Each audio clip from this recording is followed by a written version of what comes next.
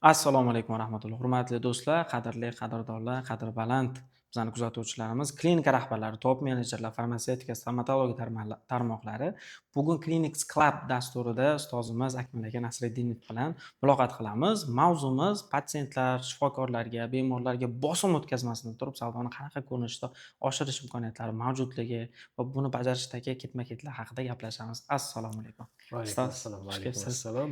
Taklif uchun rahmat. Zo'r mavzuni ko'taribsiz. Zo'r yo'nalishni tanlabsiz. Qanaqa ma'nodaki haqiqatdan ham ko'p o'zgarishlar qilinishi kerak bo'lgan, ya'ni aynan savdo nuqtai nazaridan aytyapman. Ko'p o'zgarishlar qilinishi kerak bo'lgan sohalardan bittasi deb o'ylayman. Klinika tarmoqlari. Biz o'zi anaqa ko'pincha auditoriyamiz bilan ishlaymiz. Ularning fikrlarini eshitamiz. Qanaqa ustozlarni chaqirsa yaxshi? Nimani anaqasini, ya'ni nima rivojlanishga muhtoj hozirgi kunda? Sizlarda qanaqa muammolar bor? Klinika rahbarlari bilan juda ko'p ishlaymiz. 90% auditoriyamiz shunaqa. Klinika rahbarlarida ayniqsa mana shu savdo, marketing eng globalniy muammolar. Bir-biri bilan urushadi, bir-biri bilan janjal qiladi. Marketing savdoga tashlaydi, savdo marketingga tashlaydi. Ba'zida bemorlarga bosim qilishadi. Mana shu mavzularni chuqurroq yondashaylik deb sizni chaqirdik. Ustoz, Zo'r. bugun bilimlaringizdan foydalansak, klinika Xudo xohlasa. rahbarlariga foydali bo'lgan ilmlarni bersak, biz ham xursand bo'lamiz. Zo'r. Ustoz, boshlaymizmi unda? Boshlaymiz. Bo'ldi, xo'p bo'ladi. Hozir biz mavzular, ya'ni auditoriyadan yig'ib turib savollar jamlaganmiz va siz bilan ham maslahat asosida nima mavzularni ko'tarsak deb shularni birma-bir ketma-ket o'qib boraveraman, shunga chuqurroq kirib yondashib ketaveramiz. Bo'ladimi? Kelishdik. Xo'p, bo'ladi. Patsientga kerakmas narsalarni o'tkazish emas, balki qadriyatlarga asoslanib taklif berish mavzusiga to'xtalsak, ustoz, mana shu haqida nimalar qilsak bo'ladi? Mana shu zo'r mavzu. Boya mana shu yaxshi mavzuni ko'targan ekansiz, yaxshi yo'nalishga kirgan ekansiz deganimiz sababi ham shu. Klinikani umuman o'zi meditsinada xizmatlarni sotish baribir mana bu suv, mashina, telefon, ruchka kabi sotishga o'xshashi kerak emasda. Xuddi shu. Chunki u yerda odamlar o'zini здоровье nima deydi? Sog'lig'ini va kerak bo'lsa hayotini sotib oladi deyishimiz endi sal balki aniq-ku, xunukroq so'z-ku, lekin bunday olib qarasangiz baribir mana shu masalalarning yechimiga boriladi. Xuddi shunaqa. Bu yerda albatta o'tkazish, bir mijozdan ko'proq pul ishlash ilinji, qanaqadir qadriyatlardan ustunroq bo'lib qolish kerak emas. Bitta kulganim sababi, tabassum qilganim sababi bitta keys bo'lgan, keys aytib bera qo'ying. Yusuf, mavzu shuni bilib turibman. Bitta voqea bo'lganki, tabassum. Bunaqa voqealar ko'p, lekin bir bunaqa bir yorqindan aytib beraman. Xo'p, bo'ladi. Bir LPUga, klinikaga onam borganlar.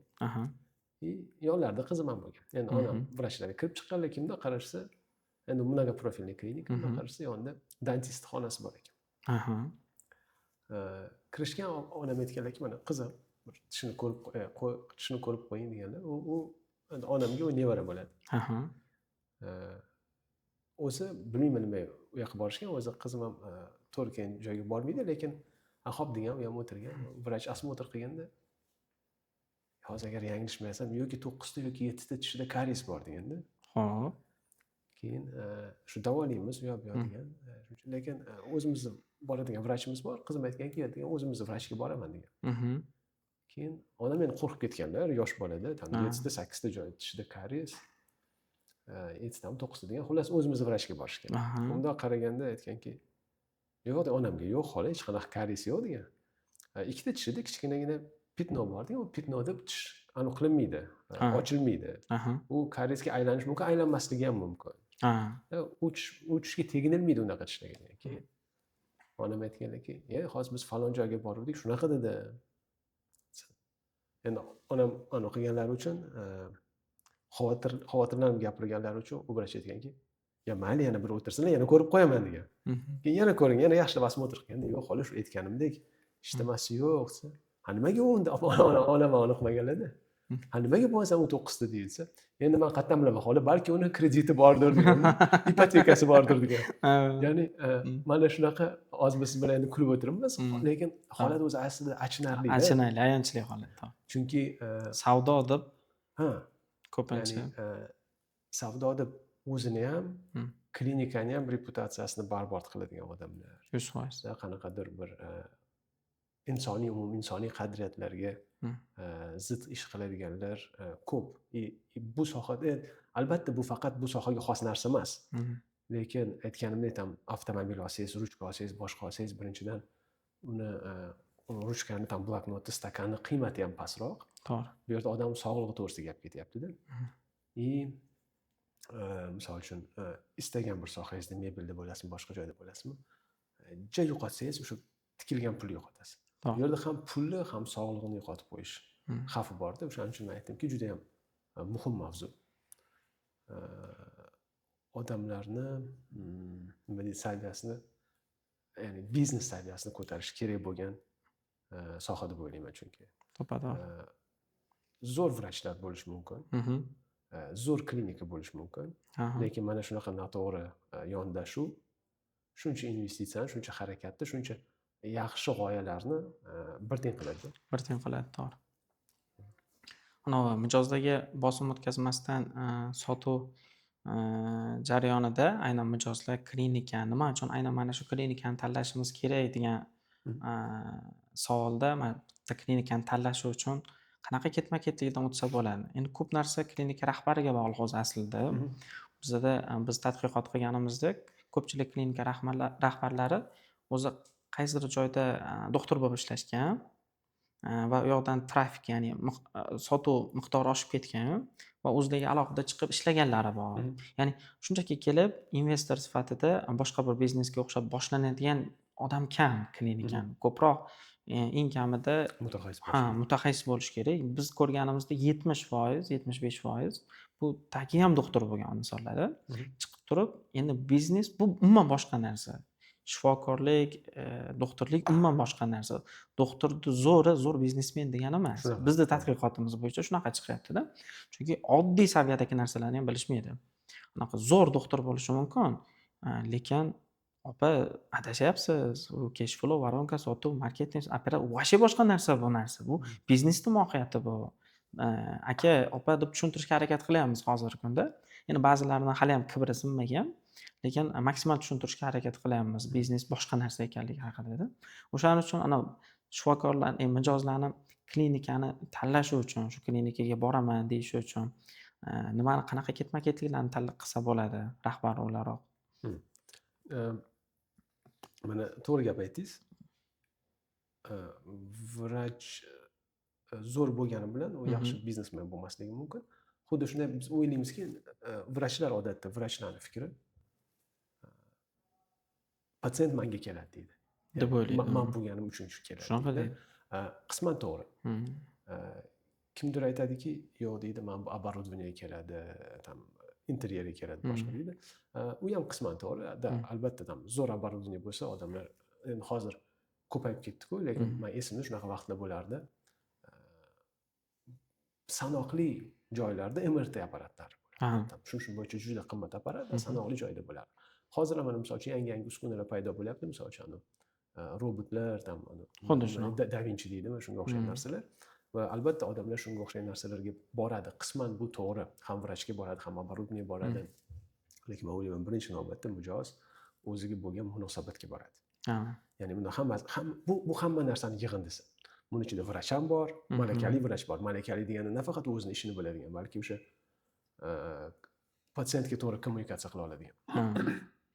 Ikkinchisi оборудование bo'ladi. Uchinchisi o'sha boshqa yordamchi xodimlar bor, misol uchun administratorlar bor, sanitarkalar bor, yig'ishtirib yuradiganlar bor, ya'ni jarayonlar bor. Munosabatlar to'plami. Misol uchun mana hali bir marta ham bo'lmagan, shunaqa O'zbekistonga vrachga borsangiz, vrach sizga boshidan oxirigacha aniq tushuntirib bermaydi. Misol uchun qanaqadir tashxislar qiladi, undan ko'radi, yaxshi deydi, bunaqa narsa qilasiz deydi, yoki mana shu narsani olasiz deydi, yoki bunaqa muolaja qilasiz deydi, lekin nima uchunligini tushuntirmaydi. Birinchidan, nima uchun sizda mana shu muammo kelib chiqqanini tushuntirmaydi. Ikkinchidan, lecheniya qanaqa borishini tushuntirmaydi. Lecheniya natijasida qanaqa holat yuzaga kelishini tushuntirmaydi. Oxiri nima bilan, qanaqa natija bilan chiqib ketishingizni tushuntirmaydi. Xuddi siz mana shu jarayondagi bir prosta bir kошелек sizda. To'g'ri. o'sha mana chet elda endi shunaqa bir bo'lib qolgan, chet elda ham meditsinskiy muolaja olishimga to'g'ri kelib qolgan. Siz bilan vrach o'tirib bir 40 minut gaplashadi, o'sha muolaja qanaqa bo'lishini chizib ko'rsatadi. Ha. И прям sezasiz, что sizni mana shunaqa qilib qo'lda ko'tarib yurishibdi. Mehr. Ana Mehr marketing. rus tilida opeka deydi, ya'ni Aha. полностью sizni qamrab olib, eshitmagani urinmasligingiz uchun bitta xonadan ikkinchiga, tam qanaqa tashxislar kerak bo'lsa, siz bilan bitta odam kerak bo'lsa, birga yuradi. Qo'lida sizni istoriyangiz har bitta joyga kirganda, men esimda bizadan hammani anisi bor-ku, kitobchasi bor-ku, u kitobchani men bilmayman, bir o'qiydimi, o'qimaydimi. Uni o'qish o'zi ham qiyin-da. Xuddi shuni tushunib olish qiyin. Tushunib olish qiyin. Tashqi odam uchun. U yerda hamma narsa kompyuterda, u yana bitta bilan yuradi, hamma narsa galotchkalar qo'yib chiqadi, sizni o'zi kerakli joylarga olib boradi. Kutib turish kerak bo'lsa, ham tushuntiradi qancha kutish kerakligini, qancha vaqtdan keyin kirishingizni va hokazo. Ya'ni siz haqiqatan ham sezasiz, siz haqingizda g'amxo'rlik bor. G'amxo'rlik. Ya'ni shunchaki pul manbai emas sizda. Ya'ni haqiqatan ham sizni sog'lig'ingizni o'ylashayotganini tushunasiz. Endi qarang, bu yerda tanlashga nimani deyapmiz-ku, mana biz odatda klinikani hattoki даже vrachni ko'rmasdan turib tanlaymiz-da. Chunki qanaqadir kimdir tanishlarimiz tajribasi bor, ular tavsiyasi Sarafon bor. marketing. O'zimizda qanaqadir tushunchalarimiz bor. U tushuncha to'g'ri, noto'g'ri bu как бы ikkinchi masala. Muhim emas. Lekin shular asosida tanlaymiz. Lekin mana ikkinchi marta tanlayotganimizda уже mana shu hamma jarayonlarni kompleksi deb tanlaymizda. Men o'ylaymanki, to'g'ri ishlaydigan klinika bilan noto'g'ri ishlaydigan klinikani farqi ham shundaki, kimdirda bir marotaba klientda bo'ladi. Mijozni endi patsientni bilmadim qanchalik. Bir martalik. Mijoz deyish to'g'ri-yu, lekin endi biznes nuqtai nazaridan gapiryapmiz-ku, savdo nuqtai nazaridan gapiryapmiz-ku, endi baribir mijoz deb biznes jihatdan mijoz. Menimcha shunaqa desa bo'ladi. Kimdirda bir martalik mijozlar, kimdirda doimiy mijozlar. To'g'ri. Tabiiyki doimiy mijozlar bo'lgan joyingizda sizni marketing xarajatlaringiz kamayadi. Tabiiyki uni ishonchi ko'proq bo'ladi vrachga ko'proq ishonchi bo'lgandan keyin aytganini qiladi, aytganini qilgandan keyin yaxshiroq natija ko'radi va hokazo. Ya'ni bu bunaqa anonmaydi. To'liq bir aylanadi. Ya'ni yana qaytib kelaveradi, qaytib kelinadigan narsa. Kimni takroriy mijozlari ko'proq bo'lsa, tabiiyki ertaga nima deydi, yashab ketishiga, klinika ko'proq yashashiga, yaxshiroq manfaat ko'rishiga, ko'proq foyda ko'rishiga sabab bo'ladi. То есть o'shaning uchun mijozlar nima tanlaydi desa, mijozlar munosabat tanlaydi. Munosabat. Shu vrach ham munosabatini, administrator ham munosabatini, o'zi umuman jarayonlarni kirasiz. Endi klinika-ku bu sterilniy toza bo'lishi kerak. Просто tozalik yetmaydi. Ya'ni o'shan kirasiz, bundoq qarasangiz, biror joyda kir bo'lsa, chang bo'lsa, boshqa narsa bo'lsa, o'ylaysiz, bu yoqdan shifo topib keta olarmikinman o'zi deb. Mijoz o'laroq. То есть sizga bo'lgan munosabatni ko'rsatkichida. To'ppa-to'g'ri. Endi klinika egasi, vrachlar unaqa o'ylamasligi mumkin. Lekin ularni nima o'ylash muhim emas, mijoz nima o'ylashi muhim. To'g'ri. Mijoz shunaqa fikrga keladigan bo'lsa, balki klinika zo'rdir, balki haqiqatan vrach ham zo'rdir. Lekin ko'rsatib berish kerak. Uni ko'rsatib berish kerak. Ko'rsatib berish. Mana shunaqa narsa, ya'ni moddiy narsalar, qo'l bilan ushlab ko'rsa bo'ladigan, ko'z bilan ko'rinadigan. Chunki vrachchi kvalifikatsiyani siz bilan men aniqlay olmaymiz. Endi hozir shunaqa payt bo'lib qoldiki, mana to'g'risi biz bir xilida endi vrachga ishingiz tushganda, hozir bitta vrachni ikkinchi vrach bilan bitta vrachchi fikrini ikkinchi vrachni fikri bilan tasdiqlaydigan payt bo'lib qoldi. Ya'ni bitta odam oldiga borib unga xulosa qilish ishonmaysizda. Yetarli bo'lmay qoldi.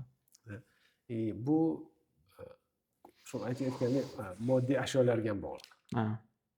Misol uchun ozodaligi, endi baribir xohlaymizmi, xohlamaymizmi, savdo to'g'risida gaplashyapmiz-ku.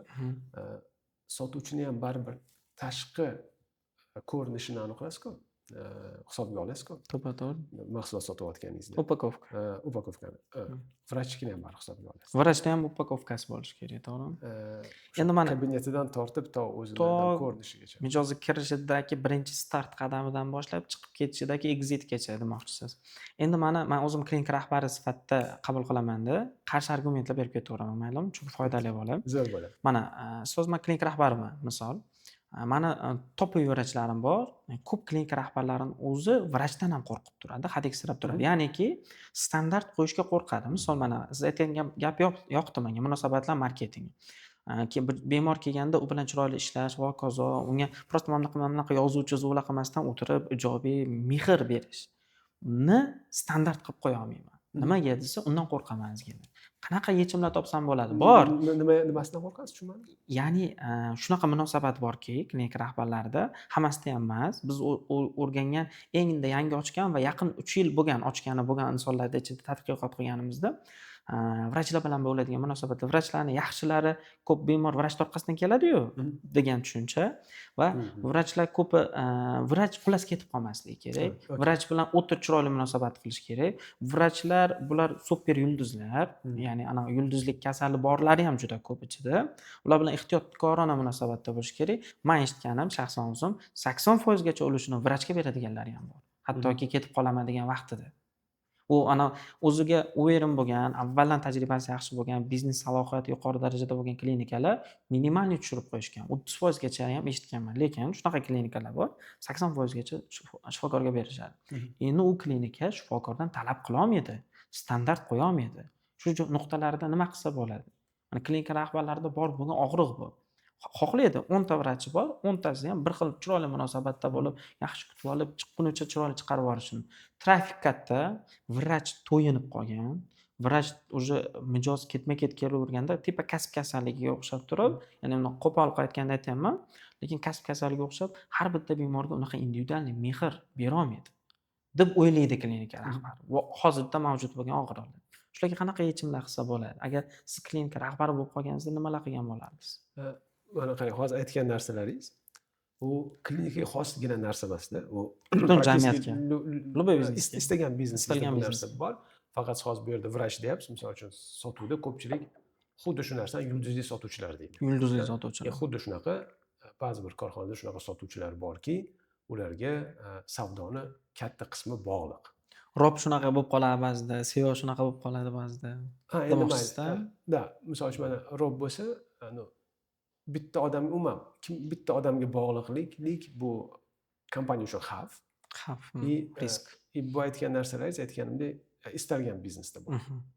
Endi unga necha foiz berishi bu ikkinchi masala, chunki misol uchun tushunish kerak, что vrachni ham olishi kerak bo'lgan maoshi bor. Ya'ni qanaqadir minimumdan pastiga ishlamaydi yaxshi vrach. Misol uchun topa olmaysiz. Tabiiyki endi klinikani boshlagan bo'lsangiz, sizda hozircha patsientlar potoki kam bo'lsa, aslida uni ta'minlab berishingiz kerak rahbar sifatida. Tabiiyki qanchadir olayotgan summangizni kattaroq qismini vrachga berasiz, qanchadir muddat ushlab turish uchun. Xuddi shunaqa savdoyingiz ko'paygan sari u foiz tushib borishi mumkin-da. Bu yerda misol uchun gap даже necha foiz berishda emas, lekin birinchi aytgan masalangiz haqiqatan ham muhim, ya'ni vrachga shunchalik darajada bog'liqmizmi, что undan talab qila olmaymiz.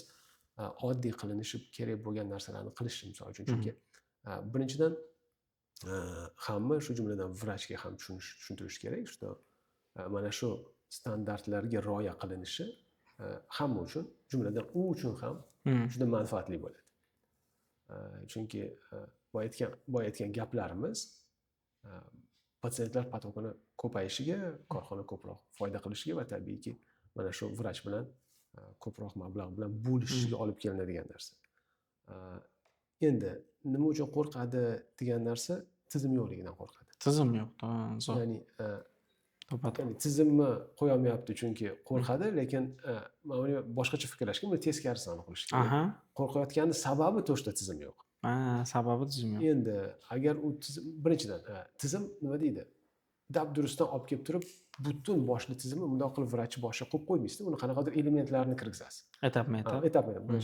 Birinchi mana buni qilamiz. Uni qo'yib bo'lganimizdan keyin kelinglar, endi mana ikkinchisini qilamiz, kelinglar uchinchisini qilamiz. Endi vrachchi mijozi nima deydi? Mijozi holatiga kirish ham to'g'ri sal qiyinroq masala, chunki mana sotuvchi avtomobil sotsangiz yoki kvartira sotsangiz, mana siz ham kvartira sotishga yordam beramiz deysiz. Kvartira sotayotganingizda siz bir xursandchilikni sotyapsiz-da. Ya'ni mijozi emotsiyasi pozitivda bo'ladi. Uni holatiga kirishingiz osonroq. Vrachni ham to'g'ri tushunish kerak. Patsientlar muammo bilan keladi. stress bilan, negativ bilan keladi. То есть uni holatiga tushish vrachga og'ir har biriga tushishda. Lekin ko'p holatlarda aslida prям u psixoterapevt emasda, prям ichiga kirib ketishi shart emas, psixolog emasda. Ichiga vrach uni mijozni miyasiga, настроенияsiga kirib ketishi shart emas.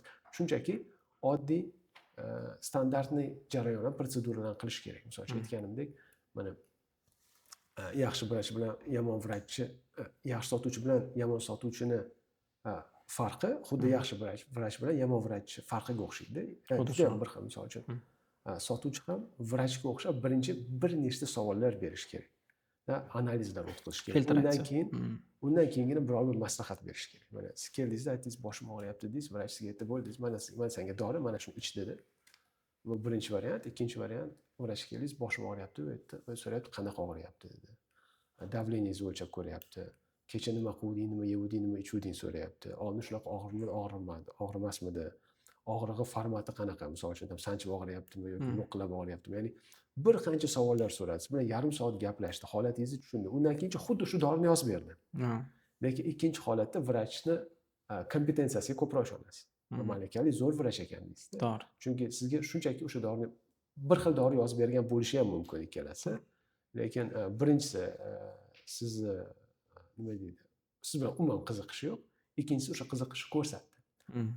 Mana bu narsa bu minimum standarti, bu bo'lishi kerak bo'lgan narsa. Bu shart bo'lgan narsa. Misol uchun vrachdan juda katta bir ham talab qilmaydi. U standartli narsalar. To'g'rimi? Endi o'zi mana siz o'qigan ekansiz shu sohada, o'qiyotganingiz shu narsalarni tushuntiradi-ku. O'rgatadi. Bu narsa vrachda tabiiy-ku. 100%. O'zi bo'lishi kerak. O'zi bo'lishi kerak. То есть sotuvchiga bu narsa o'rgatiladi. Lekin vrach уже institutdan chiqqanda u biladiki, retseptni просто так yozib bo'lmaydi. Lecheniyani просто так yozib bo'lmaydi. Qanaqadir savollar berishingiz kerak, mijoz holatini tushunishingiz kerak. Chunki bitta kasalga, har xil mijozga, har xil patsientga har xil davo bo'lishi mumkin, har xil lecheniya bo'lishi mumkin va bu sizlarga, misol uchun shu vrachlarga institutdan o'rgatiladi. Balki birinchi kurslardan o'rgatiladi. Boshida mijoz etikasi, estetikasi boshida bemorga nisbatan yondashuvda o'rgatiladi. Shu, sotuvchiga bu narsa o'rgatilmaydi. O'shaning uchun vrachdan bu narsa talab qilib olish, men o'ylamayman juda qiyin. Sotuvchidan sal qiyinroq. Misol uchun o'sha avtomobil sotuvchisidan, kvartira sotuvchisidan sal qiyinroq. O'shaning uchun bizda sotuvchilar savol bermaydi. Lekin vrachlar baribir ko'pchiligi kvalifitsirованный vrachlar baribir sizga bir qator savollar beradi. Bu standart narsalar, ularni talab qiladi. Yoki misol uchun o'sha to'ldirish. Ko'pchilik vrachlar balki yoqtirmaydi, sotuvchilar aniq yoqtirmaydi. Misol uchun CRMni to'ldirish yoqtirmaydi. Balki vrachlar ham shuni yoqtirmas. Lekin birinchidan vrachlarda yanglishmasam, qonun nuqtai nazaridan ba'zi bir narsalarni to'ldirishga majbur. Ikkinchidan, agar qonun uni majburlamasa, demak korxona rahbari shu narsani yo'lga qo'ysa bo'ladi. Misol uchun ba'zida ma'lumotlarni kirgizmaguningizcha retseptni chiqarib bera olmaysan. Shunaqa narsa qo'yib qo'ysa bo'ladi. Ya'ni uni rus tilidan защита от дурака deydi. Ya'ni nima durra qilmasangiz natijani do'st bermaydi. Do'st bermaysiz, natijani ola olmaysiz. Reglamentda ichiga shuni tiqib yuborsa bo'ladi deyapsiz-da. Shu aytgandim. CRMlar bor shunaqa. Hozir meditsinskiy shunga o'xshagan CRMlar qilishgan, ichida yangi funksiyalar qilishyapti. Mana shunaqa dasturlar ham bor. Men tushunib oldim. Hozir anaqa o'sha munosabat nuqtai nazaridan, mehr nuqtai nazaridan, agar men klinika rahbari bo'lganimda, hozir gapingizdan oldim o'zim uchun, eshigidan kirganidan chiqqunicha alohida bitta anaqa qilib qo'ysa ham bo'lar ekan, kasb yaratib qo'ysa ham bo'lar ekan. Tepa mehr menejeri deb turib, misol, yoki o'sha qanaqadir medsestrani yoki vrach bo'lsa nihoyatda yaxshi. Bakalavr, ordinaturani bitirgan yangi vrachlar ham ko'pda, ish o'rganaman deb yurgan insonlar ko'p. Shularni qo'yib turib, har bitta bemor bilan individual suhbat. Nima bo'ldi, nima qildi? Keyin vrach oldiga kiritib yuboradi. Vrachda u yoqdagi holatda ham baribir mana bunaqa yondashuv bo'lsa nihoyatda yaxshi. Chiqqandan keyin ham vrachlar hozirgi yondashuvda ko'proq, misol, bemor bilan ishlashadi. Avtomatlashgan miya avtomatlashgan. Analizlar bor. Falon analizlarga jo'natishadi. Aytmoqchi bo'lganim, ana bemor bitta kelib turib, mana bunaqa siklda aylanib, hamma narsaga pul to'lab yuradi demoqchi emasman. O'z bu fikrga sal qarshiman. Ya'niki, o'zi bemorni full tekshirgan yaxshiroq. Bitta odamni puli zato ketsa ham o'zi uchun bilib oladi, qanaqa kamchiliklari bor, chekaplardan hammasini tekshirib oladi. Lekin hozirgi vrachlarimiz avtomatlashib qolganda bemorga bo'lgan o'sha yondashuvida. Shuning uchun balki shifokorni ham yuklamasini kamaytirgan holatda mana bunaqa mehr menejerlarini, mehr anaqa doktorlarini qanaqadir bir klinikada potokni o'lchab turib, masalan 100 ta, 200 ta, 300 ta, 500 ta bemor keladigan joyga 2 ta, 3 ta qilib qo'ygan afzalroq bo'larmidi? Men o'ylaymanki, prosta u odamlarni kvalifikatsiyasi, malakasi yetmaydi. Mijozni muammosini, ehtiyojini, unga kerakli narsani o'rganib olish uchun. Baribir buni shifokor qilishiga to'g'ri keladi. Endi baribir misol uchun to'g'ri, boshida administrator o'zi ham misol uchun yozib olsa bo'ladi, shikoyatlarini asosiy. Shu shikoyat. Endi lekin undan u yog'iga men o'ylamayman, что o'ta oladi. Chunki misol uchun vrach baribir bunga ham doktorni qo'ysa-chi? Endi necha xil doktor qo'yasiz-da unda. Ularni malakasi qanchayu, bu ishlar shunga rozi bo'ladimi, qancha oylik to'lashingiz kerak va shunaqa narsalar bor. Men o'ylaymanki, shunchaki vrach sal ko'proq vaqtini ajratishga, ko'proq bir 10 minut ko'proq vaqtini ajratishga, 15 minut agar sal murakkabroq kes bo'lsa. Sal ko'proq. Vrachda klinika rahbarlari har bitta vaqtini pul hisoblaydi-da. Ya'niki agar trafik katta bo'lmasa, mayli ko'proq ishlagani afzalroq, lekin ba'zi bir korxonalar, ba'zi bir klinikalarda trafik juda katta-da. Misol pediatrga, lorga taxminan 6 ta, 8 ta, 10 ta har yarim soatda odam o'tirgan bo'ladi ochredga. Ularning maqsad 5-10 daqiqada tez ko'rish, chiqarib olish, tez ko'rish, chiqarib olish.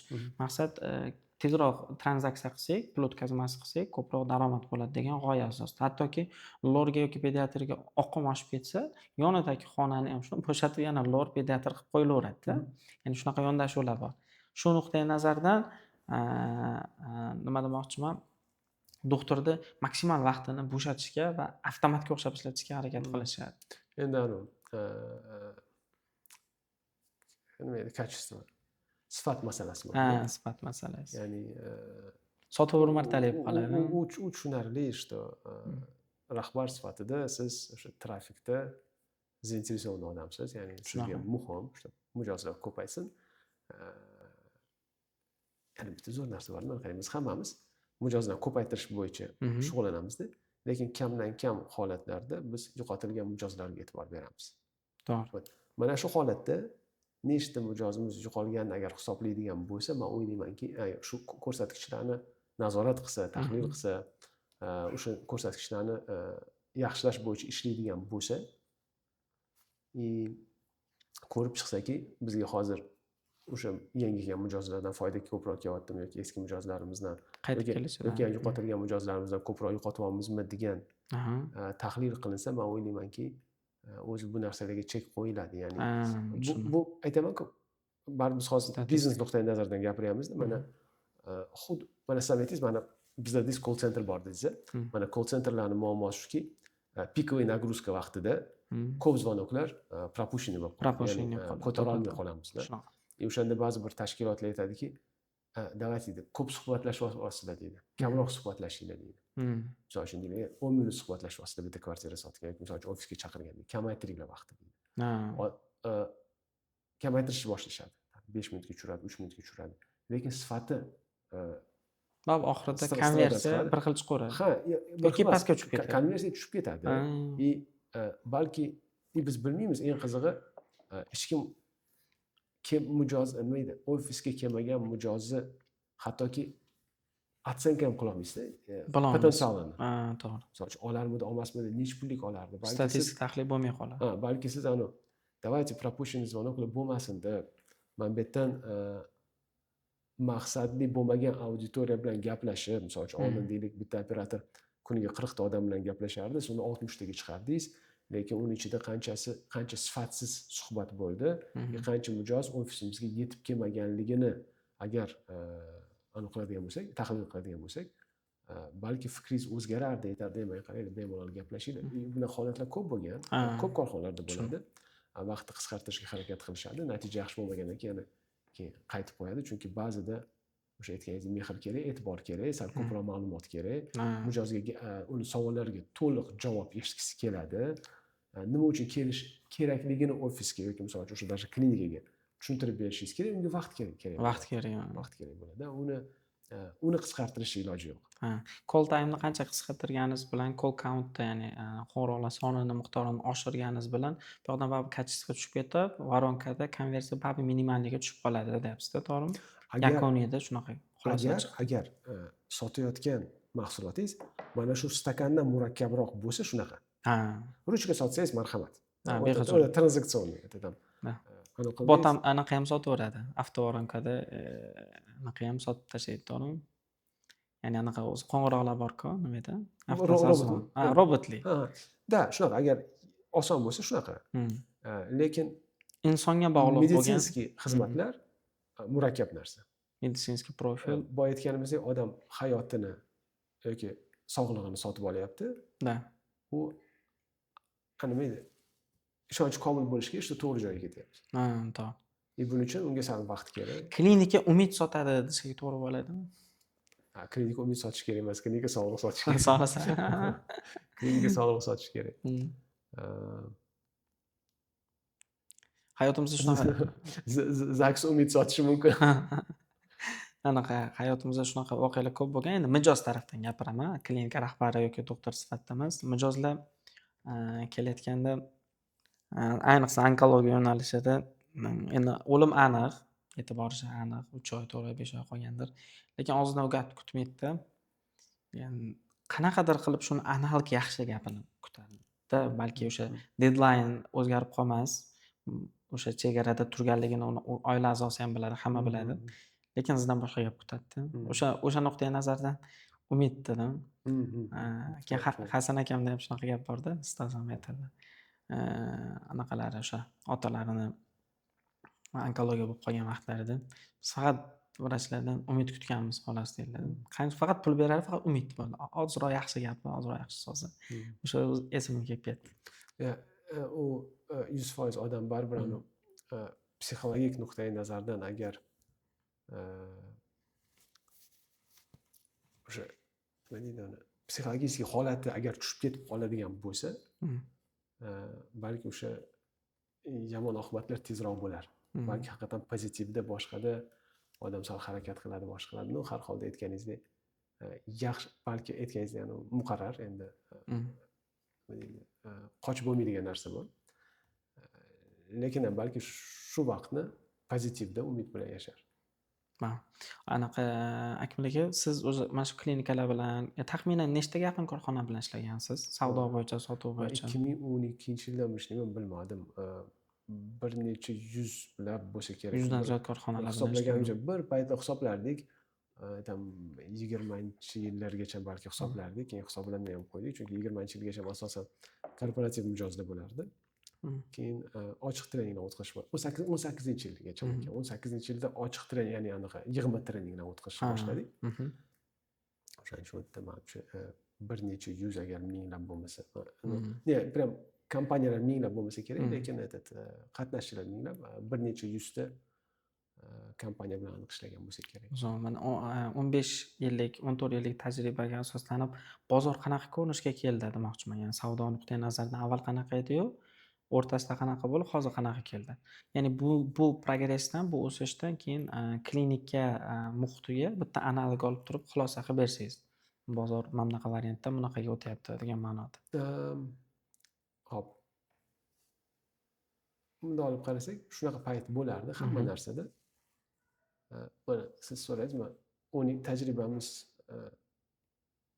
shu treninglarda yoki konsaltingda savdoni rivojlantirishda yordam berishda agar 2012-yildan bo'ladigan bo'lsa, lekin xaridor sifatida tajribamiz kattaroqda. Shunaqa paytlar esimda, hamma narsa defitsit bo'lgan paytlar esimda, hamma narsaga o'chib turgan paytlarimiz esimda. Xuddi shunaqa yaxshi klinikalar ham bo'lgan paytlarni ham eslayman. Ya'ni binosi zo'r bo'lsin, protsesslar yaxshi bo'lsin, vrachlar bo'lsin, boshqa narsa bo'lsin. O'shunaqa klinikalar ham kam bo'ladi. Hozir bunda olib qarasangiz, klinikalar ham ko'payib ketyapti. Juda ko'payib ketdi. Ichiga kirsangiz, uskunalarni ko'rsangiz, remontini ko'rsangiz, binosini ko'rsangiz, tushunasizki, что pul bilan muammo yo'q. Hozir shunaqa. Shu klinikani ochgan odamda, tadbirkor deymizmi, o'sha vrach balki ochgandir, pul bilan muammo yo'q. Ya'ni aytganimdek, defitsit paytdan hozir yuqori konkurent joy aniq o'tdi. Etapga keldik. Hamma bizneslarda. И Bu yog'iga yana ham qiyinlashib ketaveradi. shunaqa men aytaman, eng такой motivatsion narsa, sizni ruhiyatingizni ko'taradigan narsa, ana hozir qiyin bo'lib ketdi deydiganlarga aytadigan gapim, undan keyin battar bo'ladi. Undan keyin qiyinroq bo'ladi. Shuning uchun hozir harakat qilish kerak. Konkurentlaringiz ko'proq bo'ladi. Shuncha yildan beri ko'rib kelyapmiz, konkurensiya kamaymayapti. Nima qilsangiz ham, nima desangiz ham, qanaqa holat bo'lmasin, tam Covid bo'ladimi, boshqa bo'ladimi, konkurensiya faqat ko'payib boryapti. Bundan keyin klinikalar ham ko'p bo'ladi. Bu zo'r narsa aslida. Men bilmayman, misol uchun klinikalar jon boshiga misol uchun klinikalar soniga biz qanaqa o'rinda biz bilmayman, lekin men o'ylaymanki, hali potensial juda katta u bozorda. Misol uchun analogiya mana o'tkazaman dedingiz, men sizga aytishim mumkin. Mana hozir hamma aytadiki, voydod korzinka kattalashib ketyapti, ko'payib ketyapti, do'konlar ko'payib ketyapti. Bizda bir sherigimiz bor. Imенно retail bilan shug'ullanadi, ya'ni chakana savdo bilan shug'ullanadi. O'sha u chet ellik odam bir kuni kelib aytdiki, O'zbekiston bir necha marta keladi, ishda ishlaydi ham ba'zida, ba'zi bir korxonalar bilan aytadiki, O'zbekistonga deydi, yana 10 mingta korzinka sig'adi deydi. Ya'ni potensial juda katta. Men o'ylayman, klinikalarda ham shunaqa potensial bo'lsa kerak. Birinchi masala, ya'ni analogiya o'tkazaman desangiz, men o'ylayman, birinchidan imkoniyatlar keng, ikkinchidan konkurensiya aniq boradi, kattalashib boradi. Konkurensiya kattalashdi degani sizni marjangiz tushib boradi degani. Marja tushib boradi. Qanchadir korxonalar yopilib ketishi ham faqat gigantlar qoladi. Bilmadim, faqat gigantlar qoladimi, chunki men o'ylayman, nishovilar ham qoladi. Tor направлениyalarga urg'u berganlar ham menimcha qoladi. И даже katta kichikligingizda emas, prosesslaringizda gap. Samaraliroqlar qoladi. Ya'ni proseslar zo'r yo'lga qo'yilganlar qoladi. U misol uchun katta bo'lish shart emas. Chunki katta korxonalarning o'zining muammolari ko'p. To'g'ri. Kattalashgan sari har bitta odamga e'tibor berishingiz kamayishi mumkin. Xodimlaringiz soni ko'payadi. Xodimlar soni ko'paygandan keyin uni o'qitish bilan xarajatlaringiz, muammolar ko'payadi. Yangi xatolar ko'payadi. Yangi xarajatlar. Katta bo'lgan saringiz muammolaringiz va qulashingiz ehtimoli ham bor. Risk kattalashib boraveradi. Kichkina bo'lganingiz, mana anunda xuddi sportga o'xshab, dzyudoda mana sumoda asosan, sumo kurashida asosan kim kattaroq bo'lsa shu yutadi. Ko'p holatlarda, aksariyat holatlarda massasi massa hisobiga yutasiz. Lekin hattoki misol uchun dzyudoda texnika hisobiga yutib chiqish imkoniyatingiz bor. Zo'r. Sumoda весовой kategoriya yo'q, o'shaning uchun продажаga zo'r o'xshaydi. U yerda 200 kiloli odam 130 kiloli, 100 kiloli odamga qarshi kurash mumkin. Lekin hattoki sumoda ham massa haqiqatan katta rol o'ynaydigan joyda ham texnikasi orqali bir necha yil ketma-ket chempion bo'lgan odamlar bor. O'zi unaqa katta emas, lekin texnikasi hisobiga, o'sha kurash elementlarini bilganini hisobiga yutib chiqish mumkin. Xuddi shunaqa biznesda ham. Не факт, что katta klinikalar yutib chiqadi. Zo'r. Xo'p, klinikalarni sotuvdagi asosiy xatolari va muammolari degan mavzularga ozroq chuqurroq kirsak. Hozirgi kunda siz ko'rayotgan muammolar qayerga qarab ketyapti?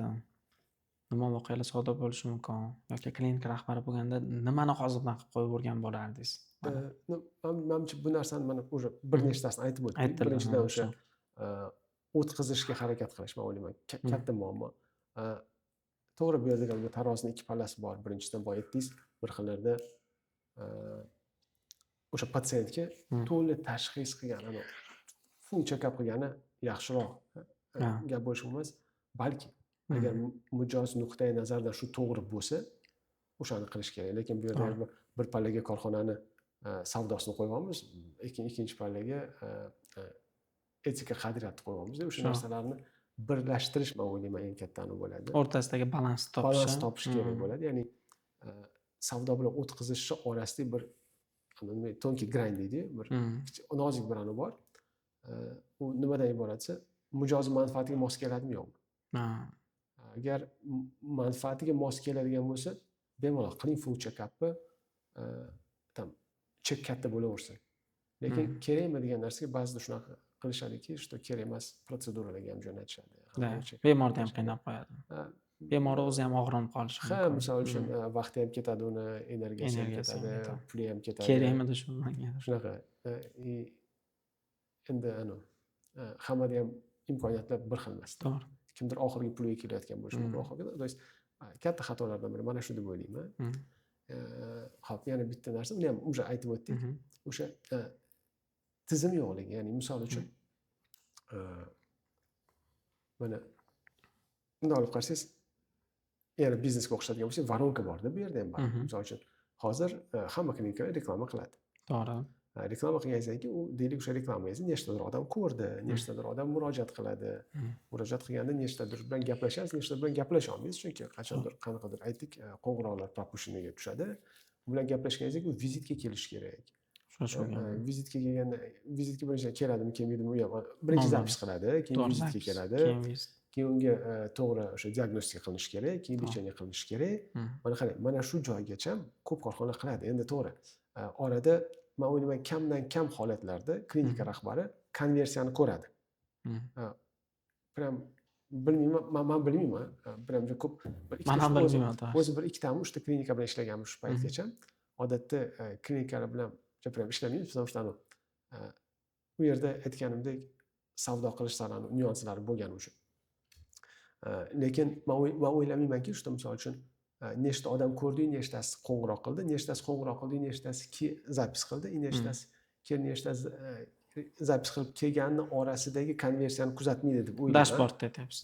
Misol uchun endi lekin ba'zi bir klinika bor, aytganimdek, qo'ng'iroqdan to lecheniyasigacha kuzatadiganlar bor.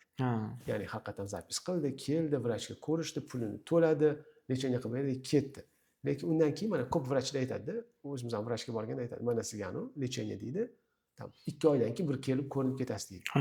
Shu paytgacha hech kim telefon qilmaganki, aytmaganki, siz уже kelishingiz kerak keyingi hafta. Qachon vaqtiga yozib qo'ying. Dorilarni ichib bo'ldingizmi?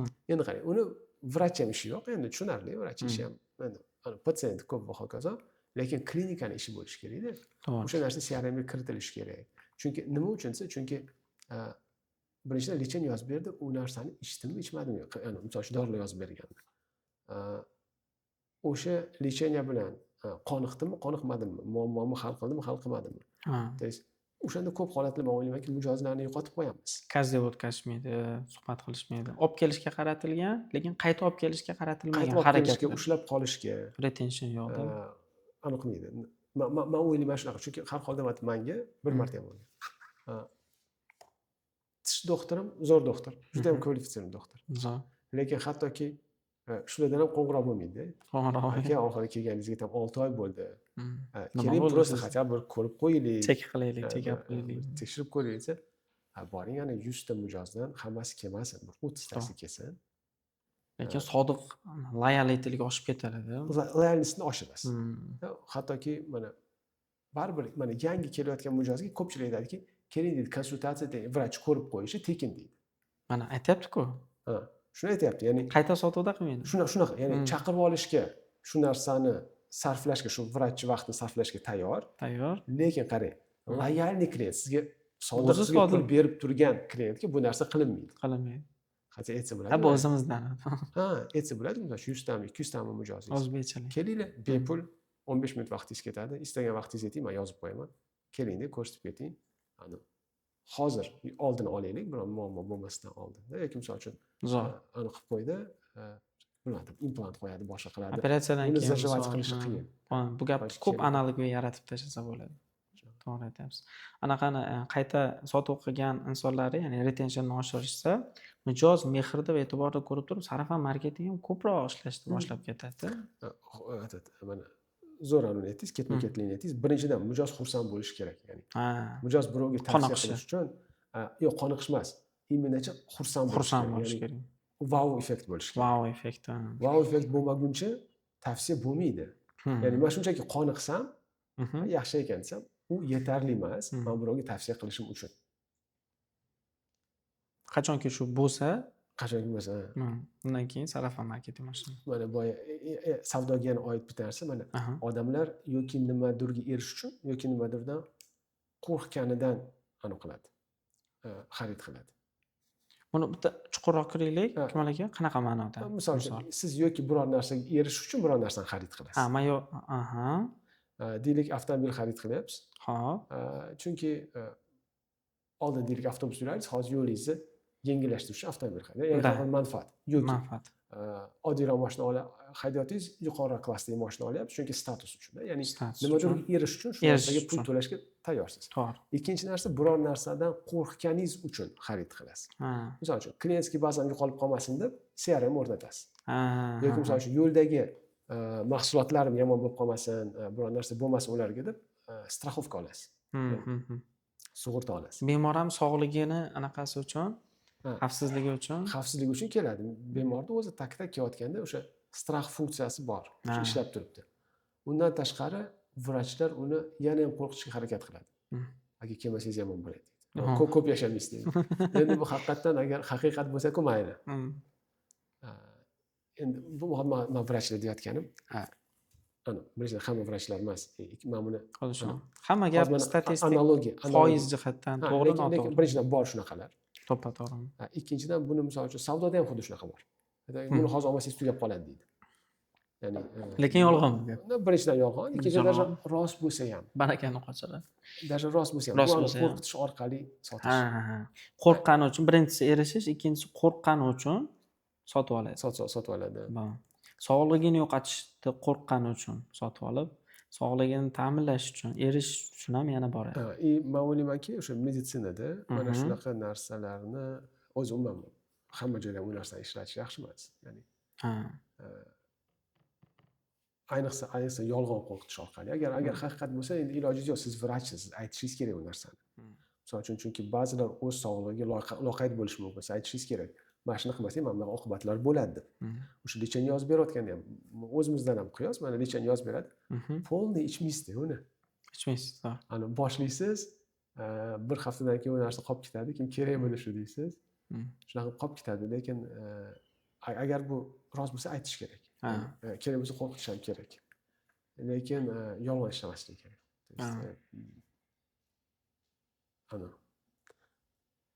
Bir 10% xavf borda, lekin uni katta qilib fil yasab, pashadan fil yasab, Bu ham noto'g'ri. Qadr yetkazib. qadr yetkazadi. Yana bitta ko'p treninglarda ko'p mijozlarimga aytaman. Mijozlar sodda, lekin ahmoq emas. Ha. Sezadi. Mijoz sezadi. Просто sizga aytmaydi. Samimiyat his qiladi. Lekin o'zi uchun bitta galsha qo'yib qo'yadi. Galsha qo'yib. O'shaning uchun boradi, boshqa vrachga boradi. Yoki o'shani tekshirgani bor edi. Men oldin eski paytlar, bundan bir 10 yil oldin bitta vrachga bordim. Har tishimni davolagan aytadi. Deydi, tishingiz yomondir dedi. Tishingiz yomondir dedi. Boshqasiga borish boshladi. Sezadi, что sizni qo'rqityapti-da.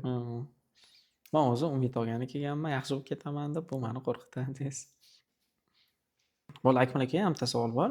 Shifokorlar odatda sotuvchi hisoblanadi klinikani ichida. Misol administrator sotmaydi, odatda qanaqadir flayerlar, reklamalar sotmaydi.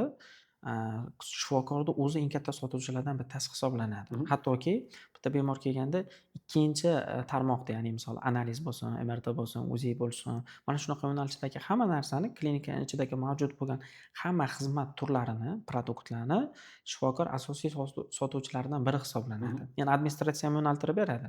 Shifokorda gap katta. Siz shunga qanaqa qaraysiz? Ya'ni bu klinika biznesida klinika rahbarlari uchun aynan mana shunaqa yo'nalishda bitta savol kelib qolgan edi. Shuni muhokama qilsak. Normal qarayman. Ya'ni tabiiyki, men misol uchun administratorga ko'ra meni vrach qanaqadir bir diagnozga jo'natsa, tabiiyki men unga ishonchim katta. Ishonchliroq. To'g'ri, bir xilda bo'ladi. Mana misol uchun kardiologga kelganingizda administrator aytishi mumkin. Aka EKG qilib keling, chunki vrach oldida hozir 3 ta odam o'tiribdi navbatda. EKGda hech kim yo'q ekan, baribir vrach jo'natadilar hammani. Qilib kelingsa, gap yo'q. Bo'lishi mumkin. Unga ishonasiz, chunki bu yengil tavsiya. U tushuntirib beryapti nima uchunligini. Lekin sal murakkabroq narsalar bo'lsa, uni misol uchun administrator aytishiga men unchalik aytadi, lekin unga mijoz unchalik ishonmaydi. Tabiiyki, vrachga ishonchimiz kattaroq. Shuning uchun ham to'g'ri, ular qanaqadir ma'noda o'sha sotuvchi hisoblanadi. Bunga normal qarayman, chunki bu shunaqa biznes. Ya'ni bu soha aynan mana shunaqa ishlaydigan soha. Men o'ylayman ixtisoslashgan. u yerda muammo yo'q. Shu Hmm. faqatgina shu oldinroq aytganimizdek, nima edi? Samimiy bo'lsa bo'ldi, rost bo'lsa bo'ldi. Shu Ha, haqiqatan mijozi manfaati nuqtai nazaridan bo'lsa, muammosi yo'q. Endi o'sha savdoni o'sish nuqtasi sifatida mana shu cross sales, upsellsda mana shu shifokorga ko'proq urg'u qaratsa bo'ladimi shunda? Yoki qanaqadir boshqacha yo'llar ishlab chiqsa ham bo'ladimi? Mana Ya'ni biza bu klinikani shifokorga tobeligini oshirib qo'ymaydimi demoqchiman. Qo'pol aytganda shu savol. balki, lekin sizda u yerda bitta shifokor emas-ku. Misol uchun Ha, klinikangizda bir dona da. shifokor bo'lsa, unda mayli-da. Ha. Sizda bir nechtami? Hmm. Ya'ni, misol uchun 10 ta shifokoringiz bo'lsa, Hmm. bittasiga prям bir 10% dan atrofida bog'liq bo'lasizda. Boringanda To'g'ri. bir sal, balki mana sezonda haqiqatan lorlarni oldida odam ko'proq-da. Ha, Lorga o'sha boring, 20% Pediatr, обороtingiz lorga bo'lib qolishi mumkin. Lekin qarang, lor endi men bilmayman-ku, lekin har doim murojaat qilganimizda men aniq qilmoqchi emasman. Ularni ishini tushunmayman, o'shaning uchun hech kimni kamsitish emas, lekin lorlar asosan men ko'rganim promovание qiladi-da. Ya'ni prям qiyin protsedura emas-da. Men o'ylaymanki, lorni almashtirish osonchi, misol uchun urolog yoki qanaqadir bir boshqa bir noyobroq mutaxassislik egasida. Endi bog'lanib qolmaydimi deydigan bo'lsa, ya'ni tizim shunaqa qilingan bo'lishi kerakki, o'sha vrachdan tashqari Aha. savdoni generировать qiladigan elementlar bo'lishi kerak. Misol uchun, mana hozir siz bilan gaplashyapmizda, ko'p holatlarda lecheniya to'g'risida gapiryapmiz. To'g'ri. Lekin lecheniyadan oldin ham yoki lecheniya kerak emas bo'lgan paytlarda ham mijozlarga taklif qilinishi mumkin bo'lgan proseduralar bor-ku. Misol uchun check-up dedingiz. To'g'ri. U check-upga shart emas-ku odam kasal bo'lishini kutish. To'g'ri. Ya'ni klinikada agar shunaqa imkoniyatlar bo'ladigan bo'lsa, nima monelik qilyapti, nima xalaqit beryapti? Misol uchun borib turib, turli tashkilotlarga o'zini xizmatlarini taklif qilish kerak. Ommaga tadbiq qilish kerak. Misol uchun Tibbiy qanaqadir saviyasi- zavodlar bor. To'g'ri. Ba'zi bir zavodlarda ishlash sharoitlari shunaqaki, misol uchun endi hammamiz bilamiz, sal hozir prям gap kelmayapti, lekin вредное производство deydi. Misol uchun sut berishadi, boshqa qilishadi. O'shalarni check-up qilib turishi shunaqa zavodlarga, mana shunaqa bir tashkilotlarga taklif qilsa bo'ladi-ku. To'g'ri. Kimdir deylik, qanaqadir bir mas'uliyatliroq joylarda ishlaydi-da, ularga ham yana qanaqadir dam olishi yoki misol uchun bilmadim, mana fizioterapiya bo'ladimi, qanaqadir sanatoriyalarni, saunalar, anaqalar, massajlar, fizioterapiyalar, to'g'ri aytyapsiz. shunaqa narsalarni taklif qilsa bo'ladi-ku. O'sha Dastur, buni o'zini yaxshigina yoysa bo'ladi jamiyatga. albatta.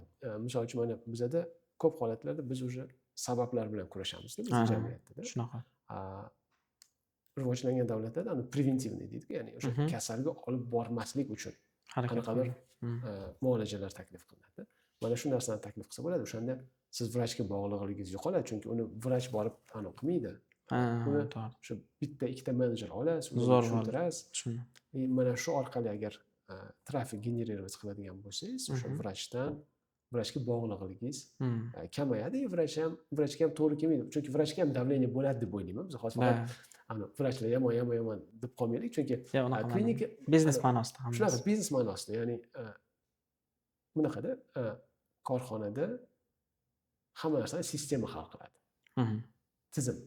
Tizimni yaratgan odam u biznes egasi. То есть har qanday muammolar u biznes egasini muammolari, ya'ni biznes egasi shu narsani yaratgan. O'sha vrachlar noto'g'ri ishlayotgan bo'lsa ham biznes egasi aybdor. Chunki shunga yoki yo'l qo'yib berdi yoki shuni o'zi shu narsaga olib keldi. Давайте ko'proq sotinglar, oyligingiz oqlanmayapti. Shunaqa. Deydigan bo'lsa, keyin vrach ham noto'g'ri narsani qilish kerak. To есть bu yerda klinika egasini ham, rahbarini ham, egasi yoki rahbarini qo'ygan ustanovkalari ham juda muhimda. Agar siz boshqa tarafdan trafikni generировать qiladigan bo'lsangiz, unda shu vrachlarga bosim kamayadi. Ular faqat o'zining ishi bilan shug'ullanishni boshlaydi. Rahbar nima tizim qo'ygan bo'lsa, shuni ichida baribir aylanib yuraveradi-da. Boshqa iloji yo'q. Hamma tizimli xatolarga aybdor odam, o'sha tizimni yaratgan odam, bu odatda rahbar yoki biznes egasi. Ha, biznes Endi ko'p holatlarda men o'ylayman bitta odam bo'lsa kerak bu. bitta odam bo'ladi, ba'zida investor tortishadi, lekin investor unaqa ko'p aralashavermaydi. Aralashmaydi. Agar to'g'ri tartibda tortishgan bo'lsa. Ba'zi hozir klinika rahbarlarining og'rig'i ko'pda, Akmal aka. Kimdir o'sha investori bilan tortishib qolgan, kimdir o'zi doktor bo'lib chiqqan, biznesni uncha tushunmaydi, ichidagi muammolarni bilmaydi. O'zi mana shu ular ham klinika rahbarlari ham istalgan biznesga tushadigan modellar bor-ku, shularning ko'pchiligini bosib o'tishmagan. Bilaman deb o'ylashadi, doktorlik zo'r bilishadi, biznesda ozroq tajribasi bor. Shularga imkoniyat qilaylik deb biz o'zi klub ochganmiz. Clinics Club. Ularni hammasini jamlab turib, bizda har doim uchrashuvlar bor. Klub doirasida yig'ilyapmiz va ularni saviyasini ko'tarishga, har bitta og'riqlarni yengib chiqishga. Hammaning og'rig'i har xil. Kimdir nalogdan, kimdir sudebniy ish bo'lib qolgan, kimdir litsenziyani, klinika litsenziyasi ham tugab qoladi-da, yo olishda ham muammolar bor yangi ochayotgan odam uchun. Litsenziyadagi muammolar. O'zini keyin anaqa biznes odatda biznes rahbaridan o'tib ketib qolmaydi-yu, patologga tegib qoladi. Xuddi shunaqa klinika rahbarining o'zini saviyasini oshirish uchun, ongini o'stirish uchun harakat qilib, mana shu klub doirasida ko'p harakatlar qilyapmiz. Alhamdulillah yaxshi ketyapti. O'zi mana shu rahbarlarga qanaqadir narsalar bormi? Misol siz tarafdan ham produktlar yoki bularni o'sha mana shunga o'xshagan muammolarni yechimini ko'rsatib beradigan. Bizda aynan meditsinaga yo'naltirilgan kurslarimiz yoki tovarlarimiz yo'q, takliflarimiz, xizmatlarimiz yo'q, lekin umumiy korxonalarga takliflarimiz, misol uchun o'quv kurslarimiz bor. Shu jumladan rahbarlar uchun bir kursimiz bor. Ajoyib kurs, juda ham yaxshi strukturированный tahlildan boshlab keyin rejalashtirishgacha, chunki men o'ylaymanki, misol uchun rejalashtirish o'zi ko'p korxonalarda, ya'ni faqatgina savdo bilan shug'ullangan korxonalarda ham problemada. Men o'ylayman klinikalarda undan ham katta problema, chunki bizda rejalashtirish degani hammani raqam qo'yishi nazarda tutadi. Rejalashtirish bor, prognozlash bor, xodimlarni yollash bor, ularni boshqarish bor, ularga motivatsion tizim qilish bor. Hisobot tizimi, KPIlarni belgilash degan narsalar bor. Mijozlarni sadoqat dasturlarini yaratish degan mavzular bor. Men o'ylayman klinikaga ham bir 70%, balki 60% bu to'g'ri keladi. O'zi aslida endi odamga bog'liq. Mohiyatan analogini qo'yib ketaversa 100% ham to'ldira oladi. Shunaqa, agar misol uchun o'sha qatnashgan odam bu narsani qabul qilib, hazm qilib, o'zini biznesiga o'tqiza olsa, unda juda ham manfaatli treningimiz, o'sha kursimiz u rahbarlar uchun. Sotuvchilar uchun alohida bor. U odatda 2 kunlik bo'ladi. U yerda imенно texnika o'rgatamiz. U yerda muloqot o'rgatiladi. Nima gapirish kerak, qanaqa savollar so'rash kerak. Xodimlarni jo'natish savol ekan. U yerga misol shu administratorlarni. Biz hozir aytdim, klinikalarda bizga qatnashganlar Stoma servis qatnashgan. Hozir meni eslayotganim yana klinika doktori Maqsudovay. Eshitganman. Ular ham katta profilli bor. Ularga umuman borib korporativ o'tganmiz. O'sha vrachlar ham qatnashgan, administratsiya ham qatnashgan. Juda mamnun qolishgan. Sentabrda 25-sentabrda bo'ladi-ku, xudo xolisa, praktikumimiz. O'shanga klinika rahbarlari ancha-munchasi o'zi yozdirib qo'yishni boshlashdi. O'shanda mana shu mavzularni ko'tarib chiqsak bo'lar ekan, zo'r chuqurroq kirib, mavzularga. Zo'r. Unda qanaqadir biz klub doirasida mana shunaqa sizda qidirib qolishsa, biz o'zimiz aloqaga men shaxsan chiqib sizga yo'naltirib beraman-da. Zo'r. Undan tashqari klubimiz bor. Bu yerda savdo va marketingga oid masalani ko'rib chiqamiz faqat. Bu yerda turli sohalarda bor. Kimdir qurilish bilan shug'ullanadi, kimdir chakana savdo bilan, kimdir xizmatlarni sotadi, arxitektor bor misol uchun. Tushunarli. Konsalting ham bor-a? Konsalting xizmatlarini ko'rsatadigan odamlar ham bor. Bizda konsalting xizmatlarimiz ham bor, lekin shu paytgacha konsalting xizmatlarimizni klinikalarga taklif qilmaganmiz. Men o'ylayman bu yerda именно klinikadan chiqqan odam bo'lish kerak. Men o'zi shu narsadan tarafdorimanki, xizmatlarimiz ham o'zi treninglarimiz ham faqat tajribamizga asoslangan. Tushunarli. Misol uchun 2012-yildan beri O'zbekistonda shu ish bilan shug'ullanayotgan bo'lsak, o'zi oldin Yaponiyada, Rossiya, Buyuk Britaniyada ishlaganman. Lekin bir marta asosan ishlagan soham savdo bo'lgani uchun hattoki marketingga ham aralashmaymizda. Hattoki marketing bo'yicha dars bermaymiz. Bitta profil, faqatgina savdoga ixtisoslashganmiz. Sababi tushuncham shunaqaki, nimada tajribangiz bo'lsa, o'sha narsani boshqalar bilan ulashsangiz, o'sha narsalar bo'yicha boshqalarga maslahat bersangiz bo'ladi. Misol uchun konsaltingimiz bor. Ekspert bo'lib boramiz. Konsaltingimiz asosan B2B savdoda. B2C savdoda agar u konsultatsion yondashuvni qilsa, talab qilsa, и distributsiyada. Klinikalardan просто o'zlari chiqib iltimos qilganlari uchun mana shunga o'xshagan suhbatlar bo'lgan. Ya'ni nima qilish kerak, qanaqa gaplashish kerak. Misol uchun aytganimizdek, muloqot sirlari farqi yo'qda, qaysi biznesisiz. Men sizga yoqishim uchun gapirish emas, bir savol berishim kerak. To'g'ri. Vrach ham yoqishi uchun gрамотный savollar berish kerak, to'g'ri tashxis qo'yish kerak, o'zi ham ko'rinishi bo'lishi kerak va hokazo. Chunki boya aytdik-ku, konkurensiya ko'payib ketadi dedik-ku. Odamlarda borgan sari pul ham ko'pda. Ya'ni aniq yangi qurilayotgan klinika yangiroq, zamonaviyroq uskuna olib keladi. 100%. Yaxshiroq, chiroyliroq, savremeniyroq, zamonaviyroq remont qila oladi. To'g'ri. Lekin nimada qiynaladi? Sistema qurishda va mijoz bilan bo'lgan munosabatni qurishda qiynaladi. Eng og'riqli vaqt joylar. talab qiladigan narsa. Vaqt talab qiladi, to'g'ri. E'tiboringizni talab qiladigan narsa. Proseslarni o'zgartirish, ularni tashkil qilish qiyin masala. Eng muhim narsa-da o'zi savdo, ya'ni yurakda, qonda. Shunaqa, misol uchun pulini bersangiz, pulingiz bo'lsa, remont muammo emas. Pulingiz bo'lsa, uskuna muammo emas. Pulingiz bo'lsa, zo'r vrachlarni topish muammo emas. Lekin o'sha vrachlarni, o'sha xodimlarni mijoz bilan to'g'ri muloqot qilish uchun pul o'zi yetarli emas. Yetarli emas. Vaqt kerak, ularni o'rgatishingiz kerak. Ular odamlar bittada o'rganmaydi. Biz hattoki mana hammamiz yurishi ham oddiy narsani yoki yozishi, oddiy narsa deydigan narsamiz yoki ovqat yeyishi, tabiiy deb biladigan narsamiz ham bir kunda o'rganganimiz yo'q. Tabiiyki hech kim savdoni ham bir kunda o'rganmaydi, muloqotni bir kunda o'ylanmaydi. Bu narsa uzoq bo'lgani uchun ko'pchilik shu narsaga qunt qila olmaydi, sabr qila olmaydi. To'g'ri yondashuv keyin vaqt ajrata olmaydi. O'shaning uchun bizada ko'p tashkilotlar yiliga bir marta, ikki marta xodimini o'qitadi. Keyin undan natija kutib o'tiradi. Bu xuddi sportsmenni ikki marta trenirovka qilib, keyin chempionat yutishini kutganingizdek gap. Tushunarli. Bo'ldi, zo'r tushunarli ustoz. Unda qarang, yana savol berib ketaversam bo'ladi. Kol markaz haqida savol bor. Klinika uchun kol markaz kerakmi degan savol. Birinchisi, hozirda holat qanaqa? Odatda administratsiyada главный nomer turadi, 78 li yo 71 li yo 55 li nomer turadi. Unga zvonoklar keladi. Bu yerda o'tirgan hamshiralar yoki mestralar telefon olib, gaplashib, zapislarni amalga oshirishadi, keyin mijoz tasnif bo'ladi va davom etib ketadi. Shuni kol markaz deb tushunsa bo'ladimi? Birinchi savol. Ikkinchi savol, kol markaz, ya'ni 5 talik, 10 talik xodimlar o'tiradigan kol markaz qachon kerak bo'lib qolishi mumkin yoki o'zi umuman klinika sohasida kerakmi, kerak emasmi yoki mana shunaqa administrativniy ko'rinishda bo'lganini o'zi yetarlimi degan savol.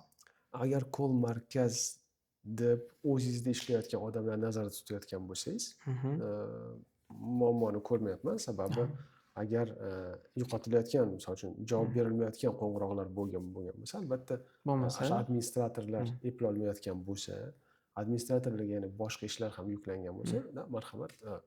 Misol uchun hattoki даже mana nima uchun shu savolni berganingizni ham aniqlayapman, tushunmayapman. Sababi tabiiy narsa-ku, agar bu yerda ulgurmayotgan bo'lsa, давайте bu yerda 2-3 ta odam olib qo'yaylik, faqat shu qo'ng'iroqlarga qo'ng'iroq qilsin. Пропущенный bo'lmasin, hamma bilan bemalol gaplashsin, shoshmasin, chunki administrator boshqa ishlari bor. Bu yerda patsient kelib turadi, bir xilda jiringlab yotadi, uni ola olmaydi, chunki bitta odam bilan gaplashib turibdi. Shunaqa holatlarda давайте bitta odam olaylik, jamoa bo'lsin, shu bilan faqat shug'ullansin. Ikkinchi masala, bu narsani o'zingizda bo'lish kerak. Ya'ni bu outsource qilinadigan narsa emas. Katta tashkilotlar, misol uchun mobilniy operatorlar, internet provayderlar, murojaatlar ko'p bo'lgani uchun, ularni aksariyati standart bo'lgani uchun, ya'ni internetim o'chib qoldi, balansimni qarab bering bo'lgani uchun outsource qilishi mumkin. Bu yerda juda ham texnический ish. Ikkita gaplashayotgan odam orasida aloqa bo'lmasa ham muammosi yo'q edi. Bu yerda odam shaxsiy muammosi bilan murojaat qilyapti. Aytgandek, og'riq bilan, qanaqadir o'zini sog'lig'idan xavfsirab qilyapti. Bu yerda haqiqatan ham bir gрамотный eshitish biladigan odam bo'lish kerak, o'zingizda bo'lish kerak. O'zingizda bo'lsa, korxonaning hamma holatini bilib turish kerak. Misol 100% misol 100% emas, 100% bilib turish kerak. И o'sha klinikada bo'layotgan ishlarni, klinikani xizmatlarini, klinikani manfaatlarini yoki mijozlar berishi mumkin bo'lgan savollarni bir endi klinika bo'lgani uchun bir 85-90% bilish kerak. Ya'ni hozir men bilib beraman demasdan turib javob bera olish kerak. Tushunarli. Narxni oshirish haqida savollar bor. Narxda qachon misol konsultatsiya pulini yoki protsedurani narxlarini qanaqadir oshirishda tartibi bormi? Agar klinika rahbari bo'lganingizda nimaga, qaysi ko'rsatkichlarga asoslanib turib narxni oshirgan bo'lardingiz? Endi narx oshirishda bilmadim nimalarga anaqa qilasiz. Xohishingizga bog'liq bo'lsa kerak. Endi bozorga orientatsiya qilasiz baribir. Bozorda nechi pul bo'lgan, lekin bozor bilan bir xil bo'lishingiz kerak degan narsa yo'q. Segmentga bog'liqmi, auditoriyaga? Auditoriyaga bog'liq, sizni mijozga beradigan qiymatingizga bog'liq. Ya'ni balki sizda haqiqatan ham qiymati yuqoriroq. Misol uchun palatalaringiz tozaroq yoki tam bitta odam yotadigan palata yoki o'sha uskunalaringiz o'sha qimmat robot olib kelgansiz, u bitta teshik bilan ishni bitiradi, tam razrez qilib o'tirmaydi, tabiiyki u qimmatroq bo'ladi va hokazo. Har doim farqi yo'q qaysi biznesda narx mijozga beriladigan qiymat bilan hamohang bo'lishi kerak. Ya'ni qiymat qancha kattalashgan sari narx ham kattalashishi muammosi yo'q. Endi men просто boya aytgan gapim balans bo'lishi kerak deysiz. Balans bo'lishi kerak. Boshqa joylarda men aytamanki, bemalolda mana shu suvni ham oddiy suvni tam falon suvga olib kelib ichilyapti-ku, to'g'rimi? Misol uchun ba'zi mehmonlaringiz kelsa, xuddi shu suvni qimmatrog'ini ham olib kelasiz. Undan ham qimmatrog'ini olib kelasiz, lekin meditsinada unaqa qilish to'g'ri bo'lsa, u sal menimcha neetichniy bo'lardi. Shuning uchun bemalol xarajatlaringizga qarab, себестоимостьga qarab, ya'ni tan narxiga qarab, berayotgan qiymatingizga qarab narxni belgilasangiz bo'ladi. Bitta holat bo'lgan, bitta klinika rahbari bilan gaplashganimizda, bitta anaqasi shifokori 40% ga ishlagan KPI nuqtai nazaridan bonusli sistemada 50% ga ko'tarib bering degan. Nimaga ko'tarib berishimiz kerak desa, mana mijoz oshdi, trafik oshdi, savdo yaxshi, 40% ni 50% ga ko'tarib bersangiz yaxshi bo'lardi degan vaqtda ular konsultatsiya narxini oshirishgan. Rahbar aytganki, mana savdo men foiz ko'tarmadim, lekin konsultatsiya narxini ko'tarib beraman. Shuni hisobidan siz mana buncha puldan emas, endi odam boshiga konsultatsiya misol miqdoridan buncha puldan emas, endi mana bunaqa pulni olasiz deb turib, 40%. 40%, lekin foiz o'zgarmadi, miqdor sal oshdi. Bo'ladimi deganda o'sha muammoni shunaqa qilib yechdim deb aytdi-da. Shunga siz qanaqa qaraysiz? Endi biz hozir bilmaymiz-ku, birinchi holat qanaqa edi, ya'ni narx qancha edi birinchi holatda, bozorga nisbatan qancha edi, chunki bir xilda haqiqatan bo'ladi. Narxi oshirishga qo'rqadi yoki misol uchun просто oshirgisi kelmaydi, yoki misol uchun mayli xalq foydalansin deb balki uzoq vaqt oshirmagandir. То есть bir yechimdir bu ham. Uni ham без kontekstda, ya'ni holatni bilmasdan turib bir tavsiya berish qiyin masala, lekin biznes nuqtai nazaridan yana bir bor aytaman. Klinikalar ham biznes. Bunda anaqa nima edi, yomon joyi yo'q, chunki yaxshi klinika bo'lishingiz uchun siz yaxshi pul ishlashingiz kerak. Chunki sizni o'sha xarajatlaringiz bor. Men hozir hamma aytgan narsalarimiz, mana yaxshi servis deyapmiz, boshqa deyapmiz. Ular tekinga bo'ladigan narsalar emasda. To'g'ri, ba'zida u narsani pulga sotib ola olmaysiz. To'ppa-to'g'ri. Lekin pulingiz bo'lmasa, uni to'shni qila olmaysiz. 100%. Chunki yaxshi xodim kerak, yaxshi vrachlar kerak, yaxshi uskuna kerak, yaxshi remont, boshqa narsalar kerak. Расходkalari bor qanaqadir bo'lganda. Kimdir dorilarni ishlatadi va hokazo. То есть meditsina, ana Soyuz paytida ko'rdik-ku, bepul meditsina, в принципе, mayli. O'sha paytga balki yomon bo'lmagandir, lekin uni olib qarasangiz, hozirgi zamonda juda qiyin masalada. O'shaning uchun, misol uchun ko'p davlatlar hatto agar meditsina bepul bo'lsa, yoki davlat juda katta pul ajratadi, uni doimiy ravishda qilish mumkinmi, mumkin emasmi, hozir o'qimoqchi emasman. Lekin mana hozir biz частный biznes to'g'risida gapiryapmiz. Balki davlatda qanaqadir klinikalar bo'lishi kerak, ularga pul ajratilishi kerakdir. Mana aytingiz, onkologiya dedingiz, boshqa biznes ham xalqi sog'lig'ini aniqlaydigan narsalar balki podдерживаться qilinishi kerak. Lekin hozir biz mana частный biznes to'g'risida gapiryapmiz. Pulsiz uni imkoniyati yo'q. Narxini просто narx oshirishi na yaxshi narsa emas, na yomon narsa emas. U просто bor narsa. Bu ham mana shu holatdan kelib chiqadi. Yana bitta farqi o'shaning uchun hattoki mana qadriyat nuqtai nazaridan gapiradigan bo'lsak ham hech qayerda cheklov yo'qda. to'g'ri. Narx пожалуйста, bu bozor o'zi regulировка qilib yuboradi. Slishim ko'p ko'tarib yuborgan bo'lsangiz mijozlarni yo'qotasiz. O'zi avtomatik. Juda kam qo'ygan bo'lsangiz balki mijozlaringiz ko'p bo'ladi, lekin korxona sifatida pul ishlay olmasangiz, ertaga shu mavjud mijozlaringizga ham yaxshi xizmat ko'rsata olmaysiz. Mutanosiblik bo'lishi kerak. Odatda hozirgi kunda klinikalar konsultatsiyadan pul qilmaydi o'zi. Konsultatsiyadan foyda qolmaydi deyarli. Konsultatsiyalarni ba'zilari bepul deb turib, shuni kelgan vaqtda analizlarga, EKG, eho, UZI, MRTga jo'natib shundan manfaat qilishadi. Yoki operatsiya. Yoki operatsiya. U birlamchi filtr bo'lib beradi. Mana mijoz kelganda filtratsiya qilib turib, mana shunimiz tipa bepul check-up degandek konsultatsiyani berishadi. Undan keyin sotuv voronkasi boshlanib ketadi. Shu sistemaga o'tib olganlar ham ko'p. Savolim, yana bitta holat bo'lgan. Bunaqa holat akamiz, men hozir gapirib berayotgan hamma narsam real keyslar, men klinik rahbarlar bilan ko'p gaplashganim uchun. Bitta akamiz mediada o'zi zo'r, klinikaga yaxshi trafik kelyapti, yaxshi mijoz oqimi bor. Endi degan, xuddi o'zimga o'xshab har bitta doktorimni ham shunaqa qilaman degan g'oya paydo bo'lib qolgan. Давайте degan bitta qizdan boshlayman degan, anaqa qilishgan, kardiolog olishgan, rivojlantirishgan, uni marketingi, mediasiga pul ajratishgan. U kelgan birinchi kelayotgan konsultatsiyaga kelayotgan pullarning 100% olgan. Birinchi. Keyin trafik oshaversa, keyin 50 ga tushiramiz, keyin 40 ga, keyin 30 ga deb kelishib olishgan. Boshida kelishilgan hammasi. Keyin anavi shifokor 100 million, 120 million, 140 milliongacha kasal qilgan bir oyda. Yaxshi pul bu anaqa uchun. Keyin o'sha 50 ga bo'linish kerak bo'lgan ko'rsatkichga yetganida o'zi chiqib ketib, alohida klinika ochishga harakat qilib yuribdi. Ya'ni xodimlar bilan KPI sistemasini kelishuvida mana shunga o'xshagan taktikalar qo'pol xatolarmi yoki buni qanaqadir tartibli qilib boshqacharoq kelishsa bo'larmidi? Hozir o'rtacha men aytaman, foizlarni 40 bilan minimum men eshitganim 30 gacha, maksimum eshitganim 80 gacha. O'rta bozor 70-80% qanaqa yuradi desangiz, 40 bilan 60 orasida yurishadi. 40% dan 60% gacha shifokorga beriladi. Konsultatsiyadan, analizlardan, okazlardan ham o'zini anaqasi bo'ladi, ulushi bo'ladi, bonuslari bo'ladi. O'zi shu KPI sistemasini tuzatganda bir qanaqadir ключевой gaplar bo'lsa, shuni aytsangiz, nima qilgan afzalroq bemor shifokor bilan yondashuvda? Birinchi aytgan gapingizga munosabat bildirib ketsam, ya'ni mediada taniqli bo'lsangiz, ya'ni siz mana aytgan gapingizdan xulosa, ya'ni mijozlar ko'proq keladi. Bor narsa, faqat xizmatlarda emas, faqat meditsinada emas, o'zi umuman olganda har qanaqa kategoriyani ko'raylik, tovarlar kategoriyasini. Odatda eng zo'r mahsulot ko'p sotilmaydi. Eng taniqlisi ko'p sotiladi. Wow, zo'r bo'ldi. Eng zo'r emas, eng taniqlisi. Eng taniqlisi.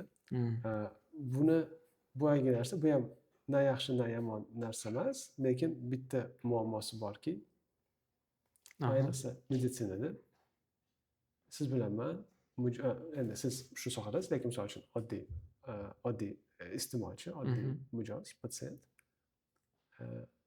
yaxshi vrach bilan o'rtacha vrachchi anosini ajrata olmaydi. Balki farqlolmaydi. Saviyasiga bora olmaydi. Saviyasini aniqlay olmaydi. O'shaning uchun taniqliligi ko'proq bo'ladi. Buni minus taraflari ham bor. Chunki taniqli vrach zo'r vrach degani emas. Lekin odamlar shunga deylik boryapti. Aytayotganingiz tam kassasi onusi kattalashyapti. Hop. Boyagi aytgan keysingizga endi keladigan bo'lsak.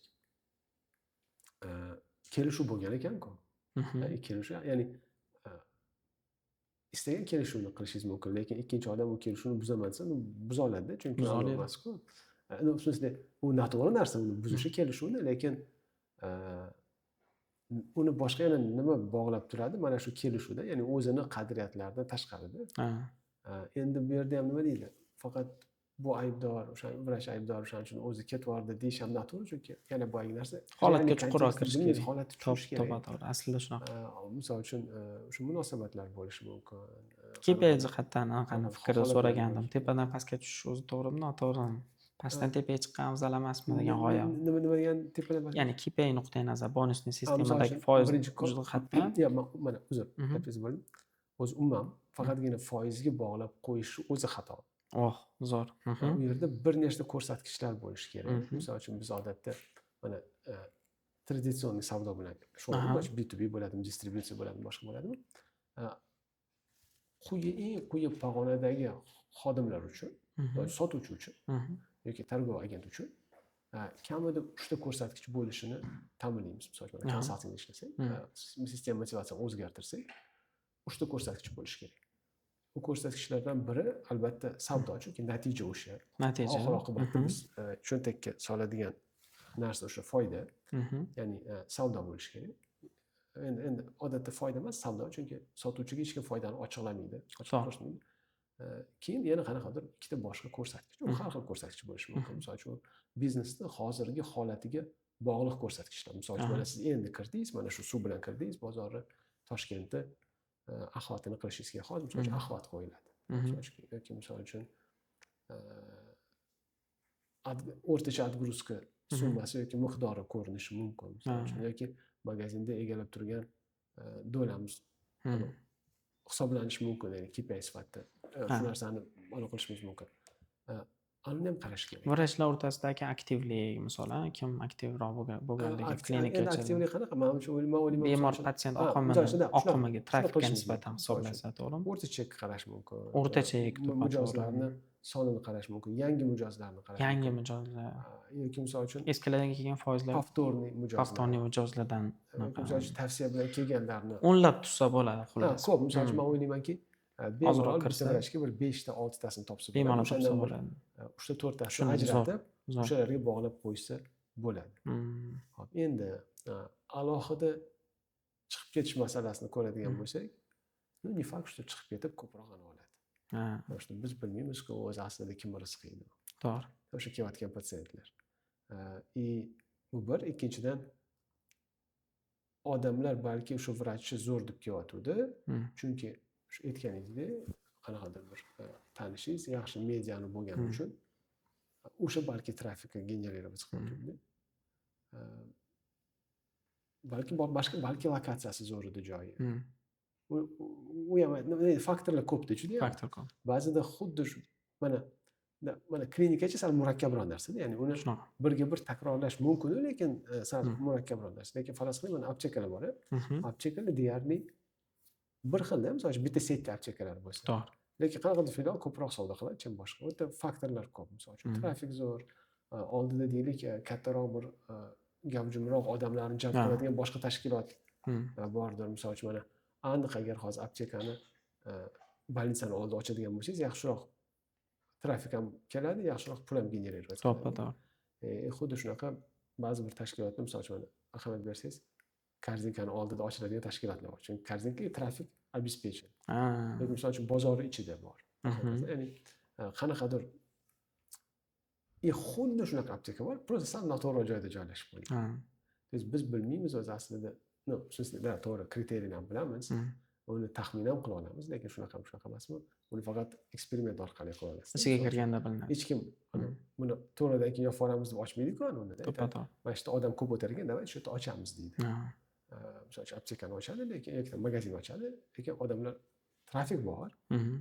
Lekin o'sha joydagi trafik aptekani auditoriyasi emas. Misol uchun qanaqadir ko'cha bor, u ko'chada faqat oziq-ovqatlar bo'ladigan bo'lsa, qanaqadir bir ko'ngilochar joylar bo'lsa, hech kim aptekaga kirgisi kelmaydi. Ba'zida bitta parkovkani o'zi ham katta narsani hal qilib qo'yadi. To'xtash imkoniyati yo'qmi, savdo yo'q o'zi. Shunaqa, o'shaning uchun birinchidan kimdir kelishuvni buzib chiqib ketishini normal hol hisoblashimiz kerak. Mana biznes egasi tushunishi kerakki, siz bilan ishlayotgan odamlar sizni oilangiz emas. Ya'ni to'g'ri oilangizga o'xshab ularga munosabat qilishingiz kerak, ya'ni yaxshi munosabatda bo'lishingiz kerak. Lekin ketib qoldimi, normal holat bitta qaysi bir hozir aniq esimda yo'q, yanglishmasam Atxarosh Vakillikovda qaysi bir kitobda zo'r bir g'oya borki, xodimlaringiz sizni passajirlaringiz. Qachondir kemaga chiqadi, qachondir tushadi undan. Muammosi yo'q. Va bundan xafa bo'lish kerak emas. Xafa bo'lganingiz bilan nima qilib berasiz? Tayyorgarlik ko'rish kerak. Tayyorgarlik ko'rish kerak. Tizimni zo'r qurgan odam shu passajirlar almashayotgan vaqtda faqat tomosha qilib, maza qilib, xursand bo'lib o'tiradi-da. Endi gapim xursand bo'lmaydi-yu, xursand bo'lmaydi-yu. Har holda sal yengilroq ketadi. O'sha protsess sal yengilroq kechadi. Da. To'g'ri. Zo'r. O'sha protsessga mutlaq kirmaguncha mutlaq bitta yagona fikrda gapirishni o'zi noto'g'ri bo'lib qoladi degan javobing aqlli javob bo'ladi hozir ham. Bo'ldi. Odatda kelgan ko'pchilik savollarni mazmun mohiyat jihatdan gaplashib bo'ldik Akmal aka. O'zida nimadir mavzu qolgan bo'lsa, Manimcha qancha bo'ldi? Manimcha 1,5 soatdan beri gaplashyapmiz. 1,5 soat suhbat qildik. Normal. Yaxshi bo'ldi. Qaradim, Laziz aka bilan bir 55 minut bo'ldi. 55 minut. 55 minutga chiqsa kerak material. Shunaqa bo'lib qoladi xolos. Kontent uzunlashtirgandan ko'ra men bilmadim, o'zi hech analiz qilsam oxirigacha ko'rishadimi odamlar? Ko'pchilik 1 soatgacha bo'lgan anaqalarni ko'rishadi audiolar. Ya'ni 1 soatgacha bo'lgani ko'p YouTube'da shu narsani aniqlash imkoni bormi yo'qmi? Qilsa bo'ladi. Analitika bo'limi bor. Ochsa, kim necha soatdan ko'rganini umumiy ko'rsatib berishadi. Yaxshi. Misol 30-40 daqiqagacha eng katta 70-80% odam ko'rgan ekan deydi misol. Shunaqa analizlar. Yaxshi. Bitta chiroyli yakun qilib beraman unda. Yakunlaymiz. Xo'p. Akmal aka, rahmat kattakon. Juda ajoyib bo'ldi. Klinika rahbarlari uchun, top menejerlar uchun, stomatologiya tarmoqlari va shunga o'xshagan meditsinskiy profildagi insonlarni savdo va marketing bo'yicha zo'r keyslar oldik. Rahmat kattakon. Yaxshi anaqa manbalarning ichidan terib olingan eng qaymoq joylarni berdingiz. Xursand bo'ldik. Endi xudo xolisa sentabr oyidagi uchrashuvimizda 25-kuni klinika rahbarlari bilan birgalikda shu mavzularga chuqurroq kiramiz. Xudo xolisa yaxshi keyslarni, yaxshi ma'lumotlarni, yaxshi instrumentlarni tayyorlab kelamiz. Manfaatli bo'ladigan umiddaman. Inshaalloh. Rahmat kattakon. Xush kelibsiz. Salomat bo'ling. Xursand bo'ldik. Rahmat.